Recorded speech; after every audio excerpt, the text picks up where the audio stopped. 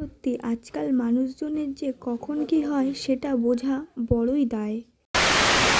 আজকের মনটা একদমই ভালো নেই। প্রথমত ভাঙা ফোন নিয়ে ভিডিও করছি। ফোনটা ভেঙে গেছে কিন্তু ক্যামেরাটা ভালো আছে। হয়তো আমার ফোনও চাই যে আমার ভিডিও বানানোটা বন্ধ যেন না হয়। হ্যালো এভরিওয়ান, কেমন আছো তোমরা সবাই? সকাল সকাল ঘুম থেকে উঠেছি, মানে পুরো ভোর 5টার সময় উঠে সমস্ত কাজ বাজ সেরে রান্না বান্না করে রেডি হয়ে নিয়েছি। আজকে আমি তেমন কিছু রান্না করিনি, করেছি পটল ভাজা আর ডাল, আর একটা কুমড়ো ছিল সেটাকে 4 ফালি করে দিয়ে দিয়েছিলাম ডালের সঙ্গে। যেহেতু আমি ডায়েট করছি তার জন্য আমি সকালে একটা করেই রুটি খাই। ভাত আর ডাল বানিয়েছিলাম বাবা আর মা খাবে, কারণ আমাদের বাড়িতে কেউই ছিল না। এই শুকনো করায় সবার আগে নিজের জন্য একটা রুটি বানিয়ে নিয়েছিলাম, তারপর ভেজে নিয়েছিলাম পটল। তেল যেহেতু কড়াইতে একটু বেশিই ছিল তো সেই জন্য আমি ভাবলাম কুমড়ো কয়েকটাও ভেজে নেই। এদিকে রান্না বান্না কমপ্লিট, ভাতটা উনুনে বসিয়ে দিয়ে চলে গেছিলাম স্নান করতে। ফোন তো এমন আছাড় মেরেছি যে ক্যামেরা ঠিক আছে, বাট আমার ফোনে সিম ঢোকালে টাওয়ার আছে